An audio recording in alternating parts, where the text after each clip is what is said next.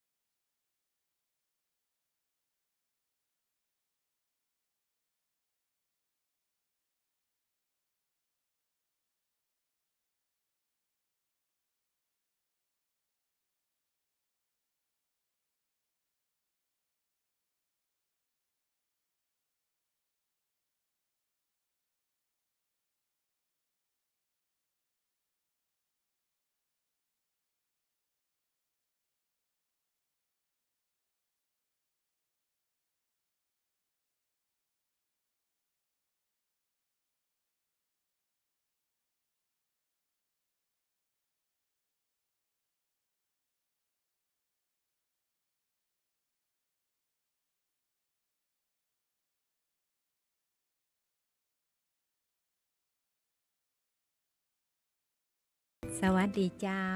คุณผู้ชมคุณผู้ฟังตีเคารพฮักและคิดถึงทุกท่านนะเจ้า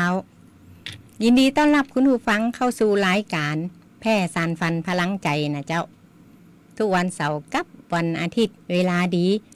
15:10 นาทีถึง 16 นาฬิกานะเจ้ารายการแพร่สารฝันพลังใจ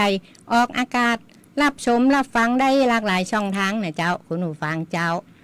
ทางคลื่นวิทยุออนแอร์ออนไลน์คลื่น91เมกะเฮิรตซ์วิทยุสวทแปรนะเจ้ามีพร้อมทั้งไลฟ์ Facebook ตัวนะเจ้าคุณผู้ชมคุณผู้ฟังวันนี้คุณผู้ฟังอยู่กับจำนงชัยพงษ์พิทักษ์นะเจ้าวันนี้เฮามาพบมาป้ากันตรงกับวันอาทิตย์ที่27เมษายน2568นะเจ้าคุณผู้ชมคุณผู้ฟังรับชมรับฟังอยู่ที่ไหนตั้งใดของเจ้าคุณผู้ฟัง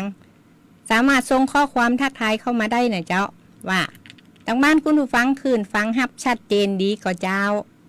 ถ้าหากคุณผู้ฟังอยากฟังเพลงอะไรอย่างชื่นชอบเพลงอย่างก็แนะนำเข้ามาได้นะเจ้าคุณผู้ฟังเนาะเพราะว่า ต่างบ้านวันนี้อากาศมันก็ร้อนเนาะเฮามารับฟังเพลงเย็นๆกันนะเจ้าคุณผู้ฟังเจ้า054-523-516นะเจ้าคุณผู้ฟังเจ้ากินข้าวตอนกันเสร็จแล้วเนาะคุณผู้ฟังเจ้าวันนี้ก็เป็นวันหยุดพักผ่อนเนาะเจ้าคุณผู้ฟังคุณผู้ชมก็เฮาก็ไม่อยู่เป็นเปี้ยนกันนะเจ้าคุณผู้ฟังเนาะคุณผู้ฟังก็อยู่แห่งหนตำบลใดก็ส่งข้อความทักทายเข้ามาได้นะเจ้าคุณผู้ฟังเจ้าตอนมาเจ้าตื่นขึ้นมานี่เฮาก็มาเปิดวิทยุรับฟังข่าวสารกันตอนเจ้ามันก็จะมีข่าว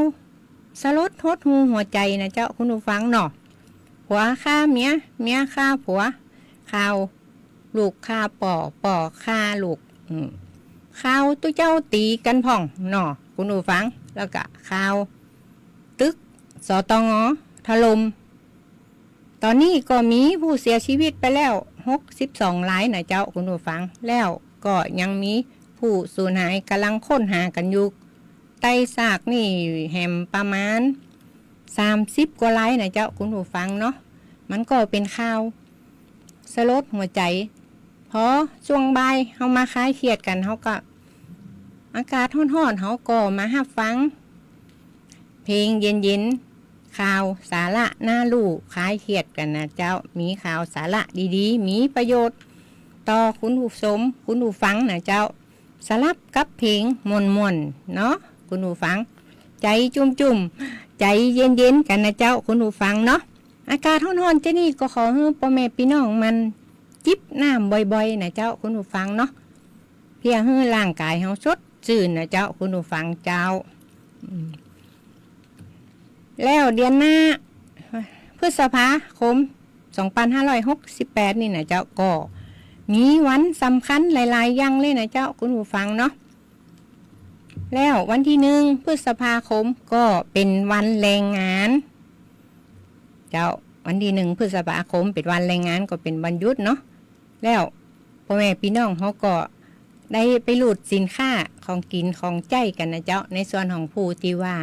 มีบัตรประชารัฐนั่นนะเจ้าหลุดได้ตามปกติเลยเนาะเจ้าแล้ววันที่2พฤษภาคมก็เป็นวันหวยออกเจ้าวันความบังของทุกๆคนนะเจ้าเป็นวันสลากกินแบ่งรัฐบาลนะเจ้าคุณผู้ฟังเนาะใจจุ่มๆไว้นะเจ้าเฮาก็สมัครพอเลี้ยงแม่เลี้ยงกันไว้เนาะเจ้าแล้ววันศุกร์ที่9พฤษภาคม2568เบี้ยผู้สูงอายุผู้พิการเงินอุดหนุนบุตรต่างกรมบัญชีกลางรัฐบาลเพิ่นก็จะโอนเข้าบัญชีให้นะเจ้าคุณผู้ฟังเจ้าแล้ววันเสาร์วันที่10ก็เป็นวันดีมีงานอย่างเยอะแยะมากมายเลยนะเจ้าคุณผู้ฟังงานแต่งงานบวชงานขึ้นบ้านใหม่งานหลายๆอย่างเลยนะเจ้าเยอะแยะมากมายเนาะเจ้าแล้ววันที่11เป็นวันอาทิตย์ที่11พฤษภาคมก็เป็นวันสำคัญทั้ง2อย่างเลยนะเจ้าคุณผู้ฟังเจ้าเป็นวันวิสาขบูชาก็ตรงกับวันอาทิตย์ที่11วันเลือกตั้งก็เป็นวันเดียวกันนะเจ้าคุณผู้ฟังตรงกับวันอาทิตย์ที่11พฤษภาคมนะเจ้าวันเดียวกันเนาะช่วงเจ้าเขาก็จะไปทำบุญกันนะเจ้าคุณผู้ฟังช่วงเจ้าเขาก็ไปวัดไปวาทำบุญกันเนาะเจ้าพอสายมาบ่ายมาเขาก็ไปใจซิดเลือกตั้งลงคะแนนกันนะเจ้าคุณผู้ชมคุณผู้ฟังอย่าลืมไปใจซิดก็ขอให้พ่อแม่พี่น้องอย่านอนรับทับซิดนะเจ้าให้พ่อแม่พี่น้องทุกท่านที่ว่ามีซิดใจซิดไปเลือกตั้งนะเจ้าคุณผู้ฟังเนาะเขาก็จะได้ไปเลือกคนดีมีคุณธรรมมาพัฒนาอำเภอพัฒนาจังหวัดพัฒนาประเทศไทยเฮานะเจ้าเจริญก้าวหน้ายิ่งขึ้นตลอดไปนะเจ้าคุณผู้ชมคุณผู้ฟังเดือนพฤษภาคมนี่ก็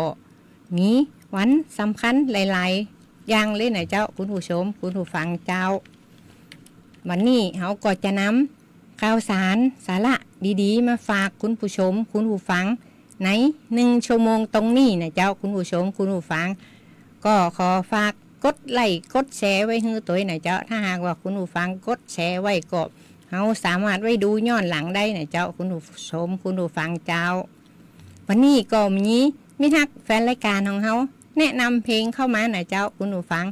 กำเดียวเราไปฮับฟังเพลงตีเปิ้นแนะนำเข้ามากันก่อนนะเจ้าก็ขอให้คุณผู้ชมคุณผู้ฟังมาอยู่เป็นเปี้ยนกันก่อนนะเจ้าแล้วกำเดียวเฮามาติดตามในช่วงต่อไปนะเจ้า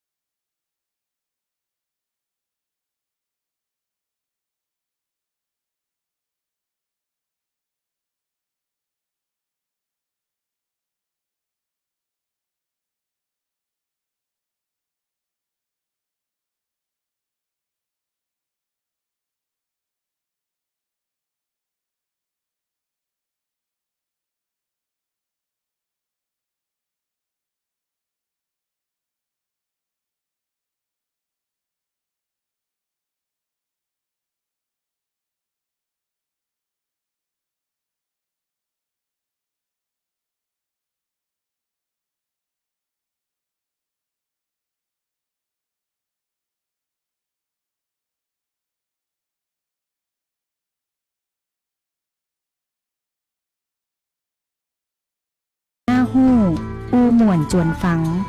ในช่วง อู้ข่าวเล่าสู่กันฟัง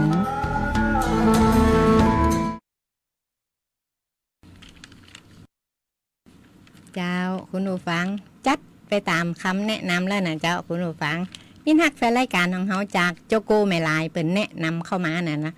จำน้องใจดีก็จัดไปตามคำแนะนำนะเจ้าคุณผู้ชมคุณผู้ฟังเจ้าอันนี้เขาก็มาเข้าสู่ในช่วงอู้ข่าวเล่าสู่กันฟังนะเจ้าของพม.ที่ว่าเปิ้นได้ไปทำภารกิจปฏิบัติงานกันมาทุกวันจันทร์ถึงวันศุกร์เลยนะเจ้าผู้ฟังเขาก็จะขออนุญาตนำยิบยกมาประชาสัมพันธ์ที่ว่าเป็นประโยชน์ต่อคุณผู้ฟังนะเจ้าคุณผู้ฟังทุกท่านที่รับฟังนี่โดยเฉพาะผู้สูงอายุผู้พิการนะเจ้าเขาก็จะนำมาประชาสัมพันธ์ให้ได้รับชมรับฟังกันทุกๆจังหวัดทั่วประเทศเลยนะเจ้าที่ว่ามีสัญญาณคลื่นอินเทอร์เน็ตนี่นะเจ้าคุณผู้ฟังเจ้าสำนักงานพัฒนาสังคมและความมั่นคงของมนุษย์หรือพม.แปมอบเงินสนับสนุนการปรับสภาพแวดล้อมและสิ่งอำนวยความสะดวกของผู้สูงอายุและผู้พิการให้เหมาะสมและปลอดภัยในวันที่22 เมษายน 2568นางสาวโสภิน สุวรรณหงษ์พัฒนาสังคมและความมั่นคงของมนุษย์จังหวัดแปรมอบเงินอุดหนุนสนับสนุนการปรับสภาพแวดล้อมที่อยู่อาศัยสำหรับผู้สูงอายุและผู้พิการคือแก่สำนักงานเทศบาลตำบลแม่ลานเหนือแม่ลานนาองค์การบริหารส่วนตำบลนาจักองค์การบริหารส่วนตำบลบ้านหนุนจำนวน 760,000 บาทนะเจ้าเดี๋ยวก่อนเพื่อปรับปรุงซ่อมแซมที่อยู่อาศัยตามโครงการปรับสภาพแวดล้อมและสิ่งอำนวยความสะดวกของผู้สูงอายุและคนพิการให้เหมาะสมและปลอดภัยจำนวน19 รายนะเจ้าคุณผู้ฟังเจ้าแล้วในวันเดียวกันวันที่22 เมษายน 2568พม.แปรได้ลงพื้นที่เยี่ยมบ้านคนพิการที่ว่าเปิ้นขอรับการปรับสภาพแวดล้อมที่อยู่อาศัยประจำปี 2568นางสาวโสภิน สุวรรณหงษ์พัฒนาสังคมและความมั่นคงของมนุษย์จังหวัดแปรมอบหมายให้นางประภาวลินปิติจะนักพัฒนาสังคมและนายเอกกรวงศ์ฉายาพนักงานขับรถลงพื้นที่เยี่ยมบ้านสอบข้อเท็จจริงของคนพิการที่ได้ขอรับปรับสภาพแวดล้อมที่อยู่อาศัยในพื้นที่ตำบลตุงโฮงอำเภอเมืองแปรจังหวัดแปรจำนวน7 รายเพื่อเสนอคณะกรรมการพิจารณาให้การสนับสนุนต่อไปนะเจ้าคุณผู้ฟังแล้วไปต่อแหมภารกิจวันศุกร์ที่25 เมษายน 2568พม.แปรลงพื้นที่เยี่ยมบ้านผู้สูงอายุที่ขอรับการปรับสภาพแวดล้อมที่อยู่อาศัยประจำปี 2568นางสาวโสภิน สุวรรณหงษ์พัฒนาสังคมและความมั่นคงของมนุษย์จังหวัดแปรมอบหมายให้นางมัชชุพร อิ่มแก้วนักสังคมสงเคราะห์ปฏิบัติการและนายอุดมคองสุขนักพัฒนาสังคมพร้อมด้วยเจ้าหน้าที่ที่เกี่ยวข้องลงพื้นที่เยี่ยมบ้านสอบข้อเท็จจริงผู้สูงอายุที่ว่าได้ขอรับการปรับสภาพแวดล้อมที่อยู่อาศัยในพื้นที่อำเภอเมืองแปรและอำเภอหนองม่วงไข่จังหวัดแปรจำนวน9 รายเพื่อเสนอคณะกรรมการพิจารณาให้การสนับสนุนงบประมาณต่อไปนะเจ้าคุณผู้ชมคุณผู้ฟังแล้วในวันเดียวกันก็วันที่25 เมษายน 2568นางสาวโสภิน สุวรรณหงษ์พัฒนาสังคมและความมั่นคงของมนุษย์จังหวัดแปรมอบหมายให้ ศูนย์บริการคนพิการจังหวัดแพร่มอบเงินสนับสนุนโครงการที่ขอรับการสนับสนุนเงินจากกองทุนส่งเสริมและพัฒนาคุณภาพชีวิตคนพิการจำนวน11โครงการเป็นเงินทั้งสิ้น 311,646 บาทเพื่อส่งเสริมและพัฒนาคุณภาพชีวิตคนพิการและนำไปสู่การสร้างความเข้มแข็งขององค์กรและเครือข่ายคนพิการต่อไปนะเจ้าคุณผู้ชมคุณผู้ฟังเจ้าถ้าหากว่าคุณผู้ชมคุณผู้ฟังมีญาติพี่น้องที่อยู่ในจังหวัดแพร่เฮานี่นะเจ้าคุณผู้ชมคุณผู้ฟังที่ว่าเป็นผู้สูงอายุผู้พิการแล้วอยากปรับสภาพที่อยู่อาศัยให้ดีกว่าเดิมนะเจ้ายังมีหลังคาหัวประตูห้องน้ำชำรุดทางลาดชันที่อยู่บ่เหมาะสมเฮาก็อยากซ่อมแซมปรับปรุงให้ดีกว่าเดิมก็คุณผู้ฟังก็บอกต่อญาติให้ไปยื่นคำขอได้นะเจ้าที่ว่าพม.ในจังหวัดที่สารกลางจันหนึ่งนั่นนะเจ้าคุณผู้ชมคุณผู้ฟังเฮาก็ให้ไปยื่นไว้แล้วตั้งพม.ท่านหัวหน้าโสภินสุวรรณหงส์นี่เปิ้นใจดีมากๆเลยนะเจ้าเปิ้นก็จะให้เจ้าหน้าที่ลงไปดูย้ำข้อเท็จจริงสอบแล้วก็มาประชุมอนุมัติจัดสรรงบไว้ให้ตามคิวนะเจ้าคุณผู้ฟังพ่อแม่พี่น้องที่ว่าอยากให้ปรับสภาพที่อยู่อาศัยก็ช่วยบอกต่อไปนะเจ้าคุณผู้ฟังเนาะบอกว่าเขาจะอยู่พื้นที่ไหน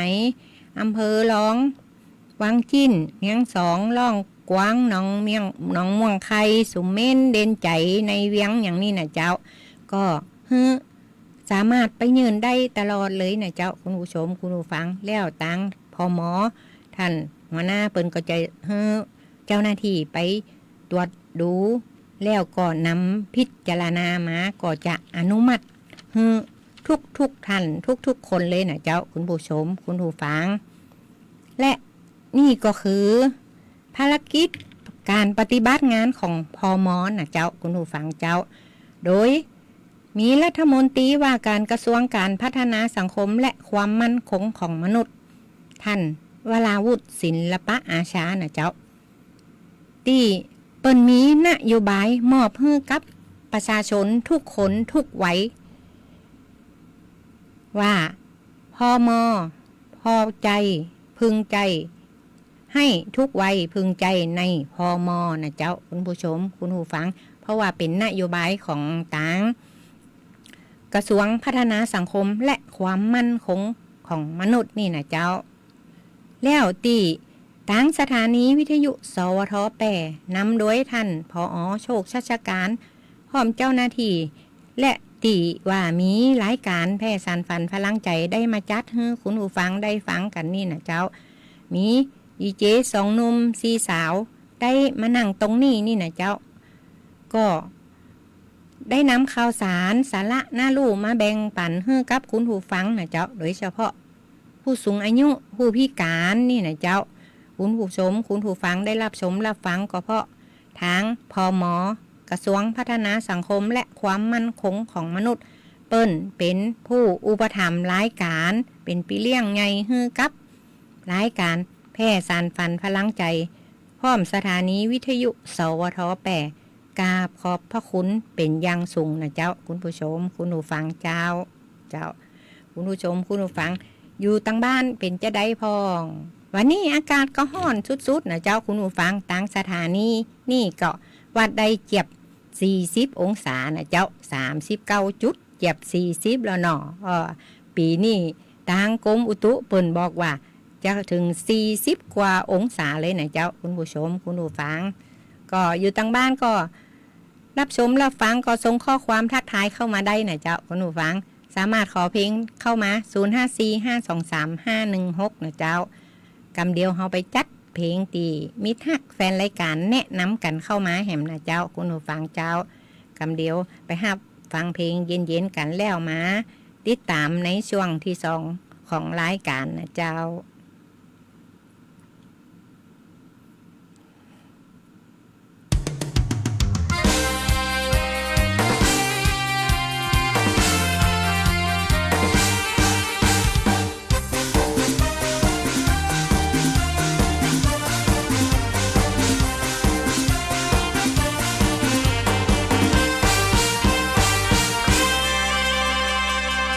ละวาสนาสาตาอยู่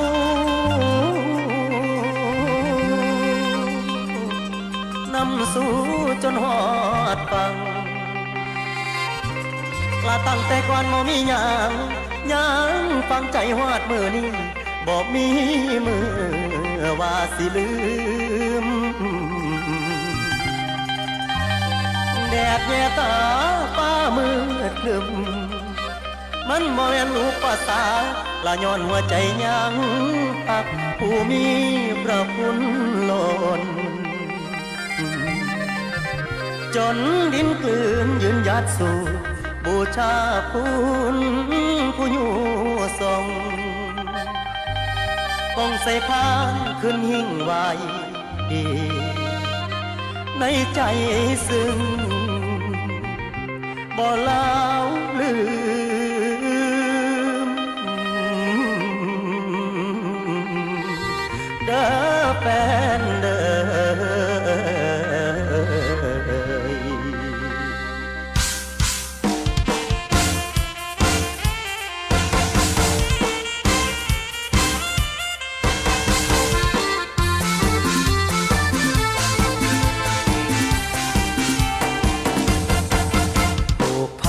สัญญาหัวใจไม่เสื่อมคลายชีพสลายฟ้าเป็นพยานทุกหรือสุขลมก็จะลุกด้วยแฟนสงสารช่วยเป็นสะพานเส้นทางสดใสไปถึงดวงดาวอยู่ในใจไม่เคยลืมวันวานผ่านมาตลอดเวลาเพื่อทนร้อนหนาวศิลปินจากบ้านป่าโดดเด่นเป็นดาวก้าวไปข้างหน้าบูชาผู้มีพระคุณซึ่งในใจจำจดยิ้มหรืออดขอทดแทนแฟนเกื้อหนุน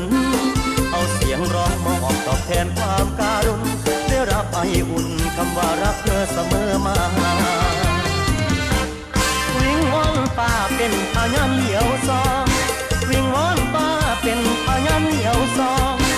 จากหัวใจบ่ลืมคุณพี่น้องง้อย่องส่งเสริมเริ่มแต่ต้นจนกระทั่งถึงปลายบ่สลายลาไหลอยู่หน่วยใจดวงน้อยคอยดันอยู่สู้ประพ้องยามลาอ่อน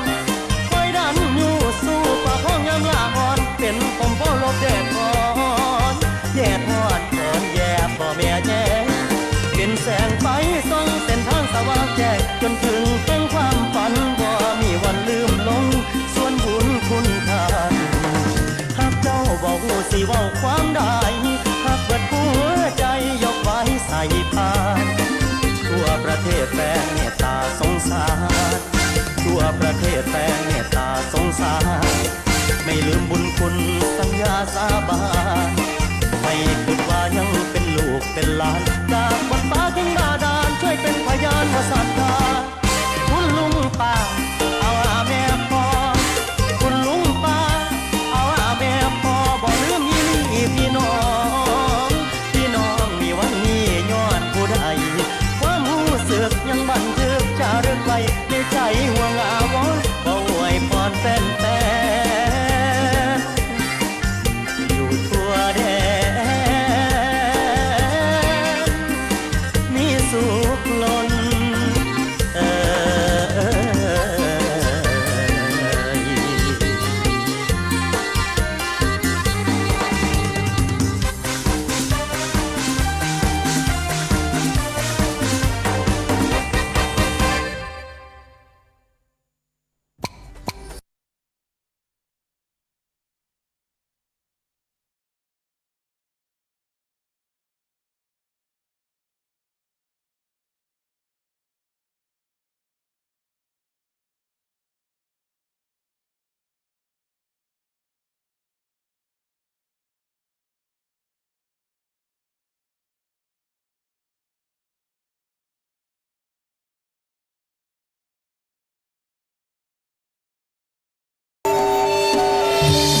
วันที่ 5 ถึง 11 พฤษภาคม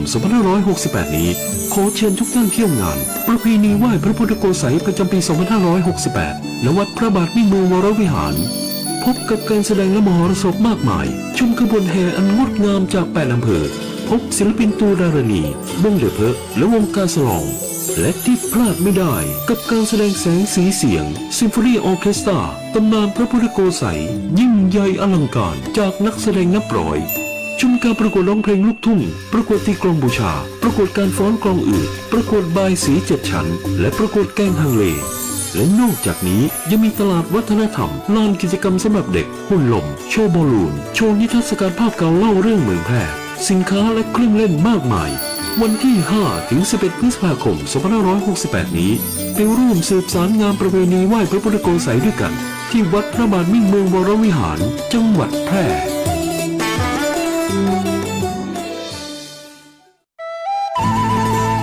อู้กันสบายๆได้ประเด็นในช่วงอู้ง่ายฝังมวล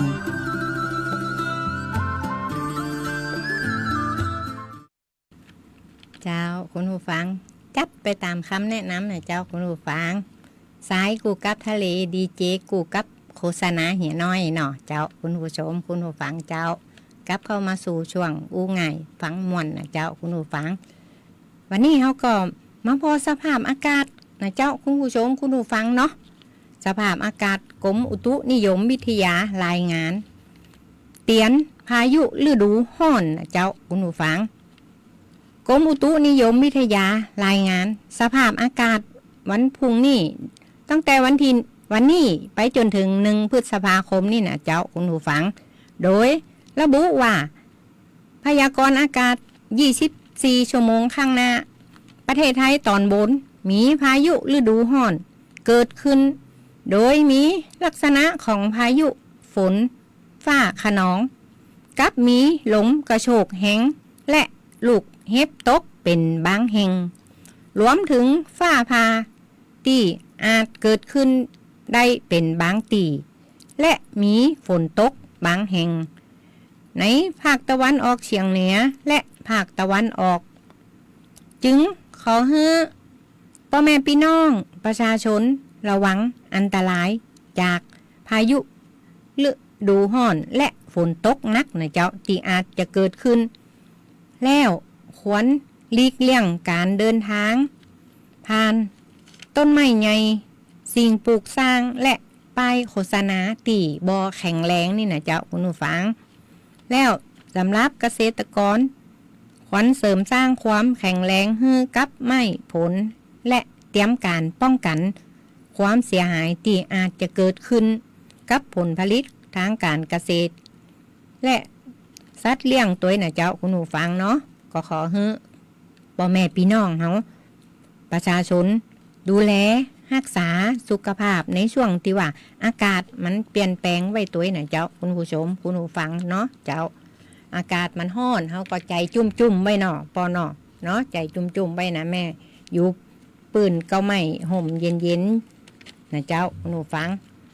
เพราะว่าเป็นฝนเป็นลมมาตั้งแต่วันแห่สงกรานต์ในเวียงที่ว่าแห่สงกรานต์นะเจ้าฝนมันก็ได้กระนำลงมาเนาะหลังจากเทศกาลสงกรานต์มาถึงวันนี้ก็ยังบ่ตกมากำเตี่ยเนาะเขาก็กลัวเป็นฝนเป็นลมมานะเจ้าคุณผู้ฟังก็โปรดระมัดระวังในช่วงระยะนี้อากาศร้อนถึงร้อนจัดเลยนะเจ้าคุณผู้ฟังเจ้าเพราะว่าปีนี้กรมอุตุคาดว่าจะสูงกว่าปีก่อนนะอาจจะสูงถึง44 กว่าองศาเลยนะเจ้าคุณผู้ฟังจึงขอเตือนพ่อแม่พี่น้องประชาชนคนไทยห้ามประมาทโรคลมร้อนโรคลมแดดหรือฮีสโตรกนะเจ้าที่อาจเกิดขึ้นในชีวิตประจำวันของเฮานี่นะเจ้าคุณผู้ฟังเจ้าแต่เฮาก็สามารถป้องกันได้นะเจ้าคุณผู้ฟังฉะนั้นแล้วเฮาก็ควรหลีกเลี่ยงการอยู่ในที่มีแดดจัดหรือกลางแจ้งเป็นเวลานานนะเจ้าเพื่อป้องกันโดยการ1ถ้าหากมีอาการอ่อนเพลียก็ให้ดื่มน้ำสะอาด มันจิบน้ำบ่อยๆนะเจ้าถ้ามีอาการอ่อนเพลียก็ดื่มเคี่ยงดื่มเกลือแร่เพื่อลดการสูญเสียน้ำในร่างกายนะเจ้าคุณผู้ฟัง 3. สวมเสื้อผ้า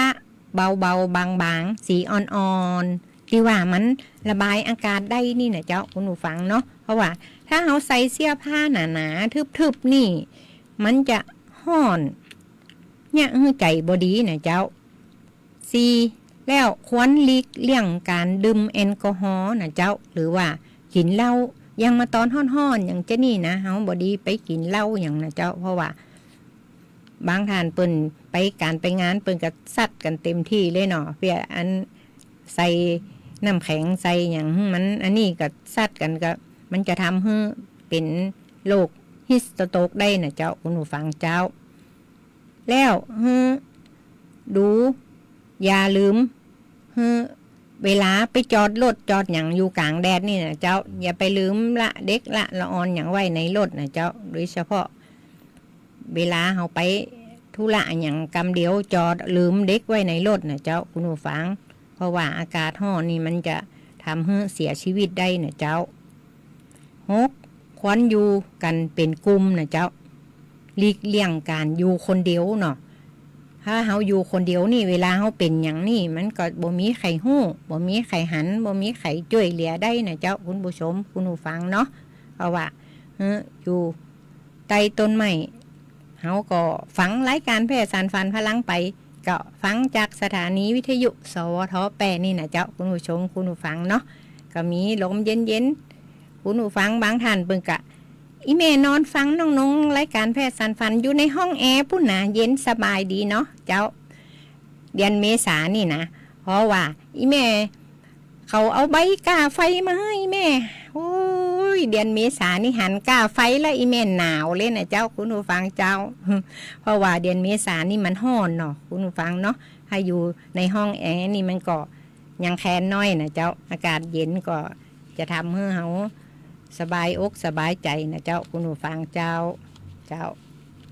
ขณะนี้คุณผู้ฟังกำลังเกียรติรับฟังรายการแพทย์สารฟันพลังใจนะเจ้าคืน91 เมกะเฮิรตซ์สถานีวิทยุสวท8ให้ความรู้คู่ความสุขนะเจ้าคุณผู้ฟังเจ้า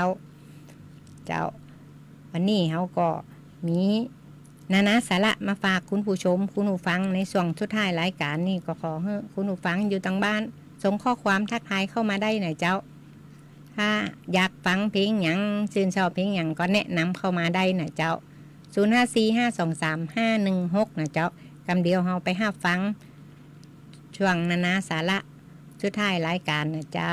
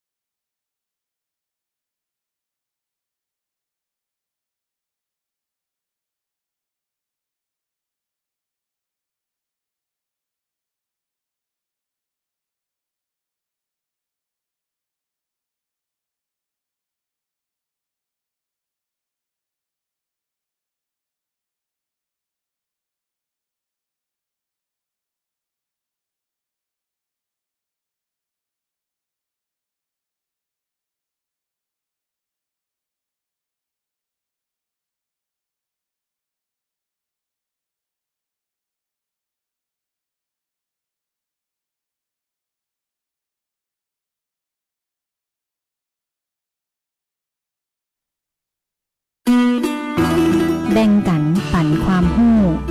ในช่วงนานาสาระ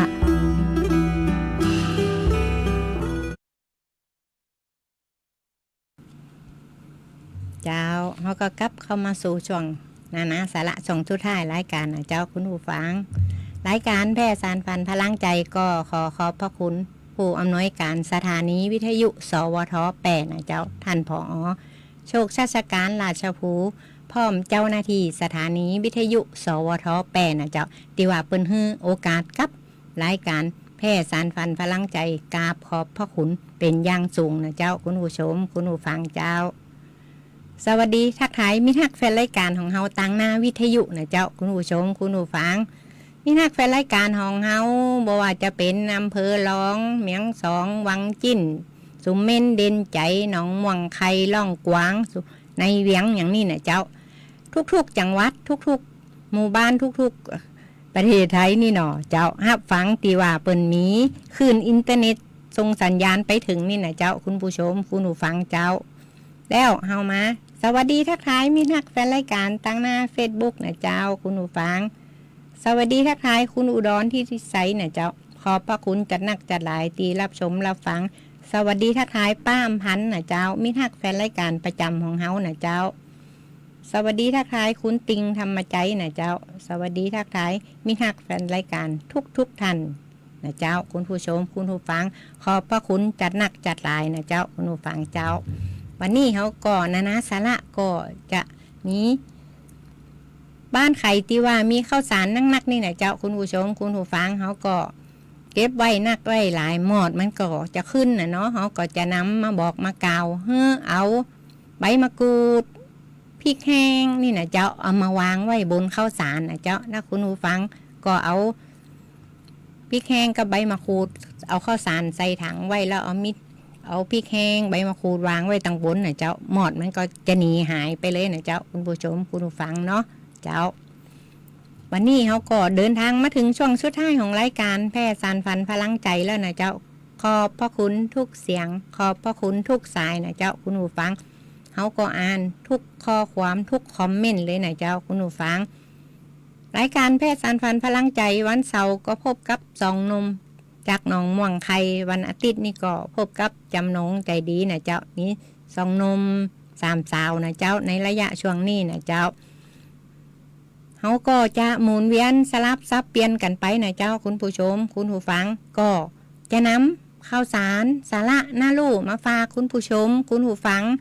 ทุกๆอาทิตย์ทุกๆเสาร์เลยนะเจ้าคุณผู้ฟังวันนี้เขาก็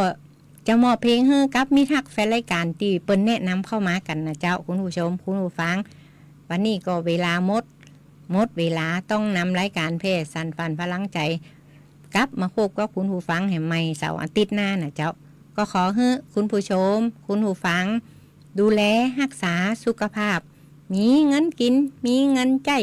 เฮงๆรวยๆกันทุกท่านเลยนะเจ้าวันนี้ข้าเจ้าจำนงชัยพงษ์พิทักษ์ฮักทุกคนเลยนะเจ้าต้องขอลาไปก่อนขอบพระคุณสวัสดีเจ้า